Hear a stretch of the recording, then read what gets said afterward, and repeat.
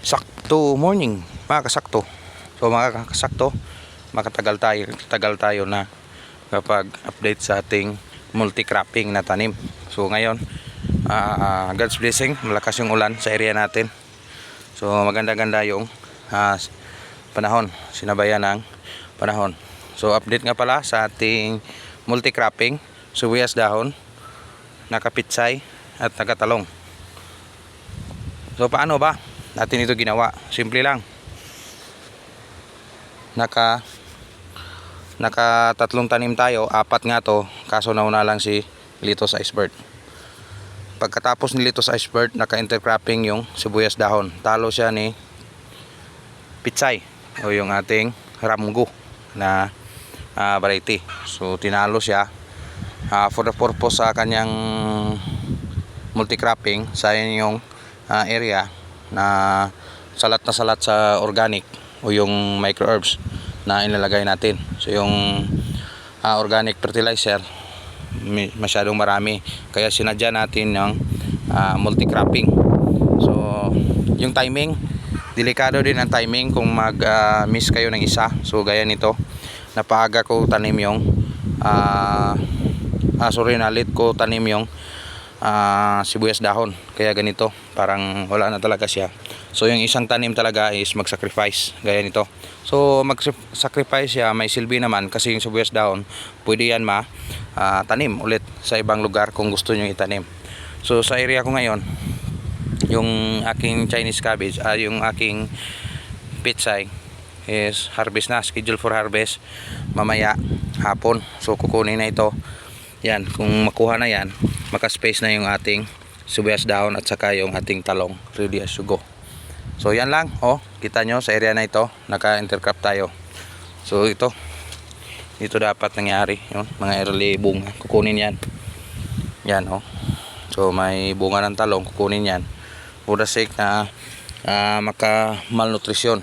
So again, sa area na to, next na yung pruning, kasi kukunin mo na yung mga Chinese pitsay, yung sanay kami dito sa Chinese cabbage. Kukunin mo na ito harvest ito mamaya, yung ating pitsay. So pagkawala ni pitsay, automatic mag-assume na yung talong. Again, pauli natin siya, ang gagawin na mag-pruning tayo. Dito muna tayo sa walang tanim na pitsay. Again, yung ating talong hindi pa natapos-tapos, may mga maliliit pa na ita-transplant in the next area doon sa pinaka next. So again, pinalaki talaga nating sadya yung ating talong for the purpose na maliit yung gastos. Napaka mahal yung gastos ng talong pag bigay tayo ng maagang fertilizer. Sa maagang fertilizer, maagang bigayan, maagang transplant, kung maliliit na ganyan i-transplant mo, napaka-expenses. Advice ko, para less expenses, tanim kayo ng malaki, tanim kayo ng malakihan na medyo may dala ng bulaklak, gaya nito.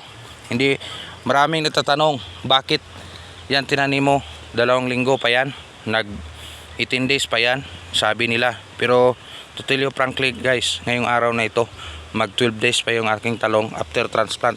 Sana iniwala lang. Kita nyo naman yan, yung iba hindi salat sa laki. Kagaya na nangyari dito sa area na to, lahat sila malalaki. Tinanim ko dito sa side na ito. Tingnan nyo, pansin nyo naman. Yan. Again, sa ginawa natin ngayon, yung ating ipakita sa ating pinaka main is yung pruning. Paano mag-pruning ng talong at the early stage. Pinakaunang gawin sa talong sa pagmamanage nito sa simula pa lang.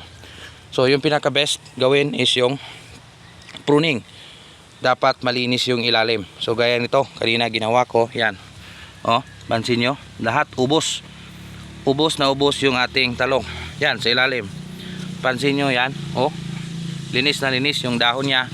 Naiwan talaga yung taas. Hanggang sa ilalim, malinis yan. Hindi pa yung ginawa, ito yung itsura niya, So yan.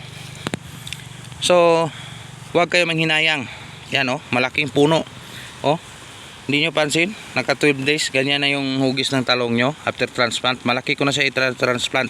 Sinadya ko talagang malaki para less expenses yung aking pag-aabono.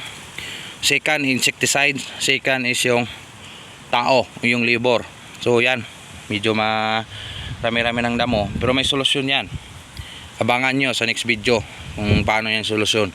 Yung i-focus natin ngayon is yung pruning para ma-avoid yung immaturity ng talong nyo na mumunga na hindi sa tamang oras. Ito yung kung paano yan gagawin. So respect din tayo sa iba. Kung sila may kanila din ginagawa, wag na tayong magbabase doon. Based on our experience sa pagtatalong, umabot ng 2 kalahating taon, almost 3 years yung nauna ko. Yung second is yung 2.5 years. So wala pa akong anak noon.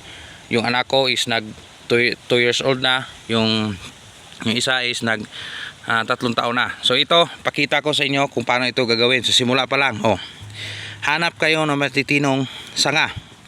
At ito, yung mga early bunga, dapat kukunin ito. Early bunga, huwag nyo siyang ipaghayaang mag-develop. Yan. Simple lang. Isang kamay lang ginamit natin, yung isang kamay naghawak sa ating kamera for the purpose na makita din sa ating kapwa farmers na hindi tayo basta-basta lang farmers. Dapat may obserbasyon din tayo sa ganitong pagtatanim. Yan, yan.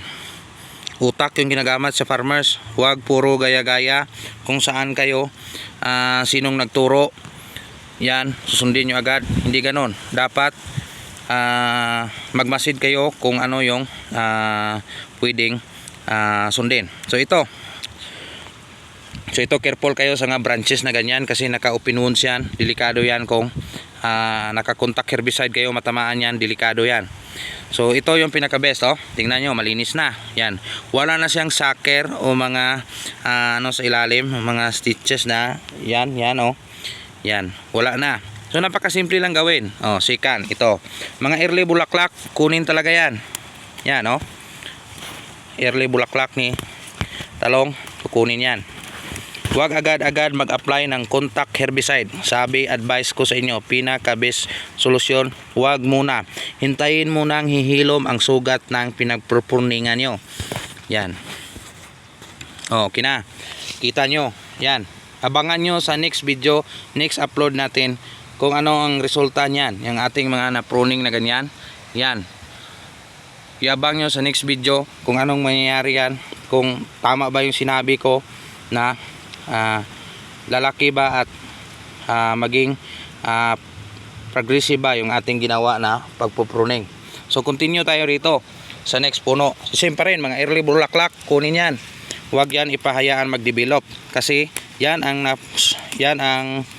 diyan pupunta yung ating binigay na mga organic, inorganic matters, mga synthetic fertilizer. Siya yung unang humihigop.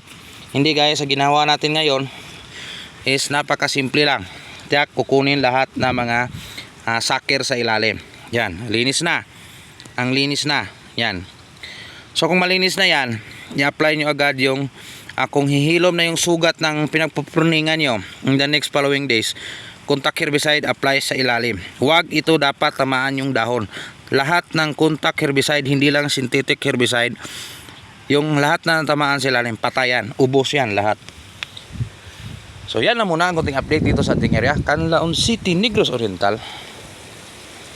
Hindi man tayo perfecto sa pagsasaka, yung atin lang, yung may kaalaman din at simpleng pag-analyze sa isang tanim.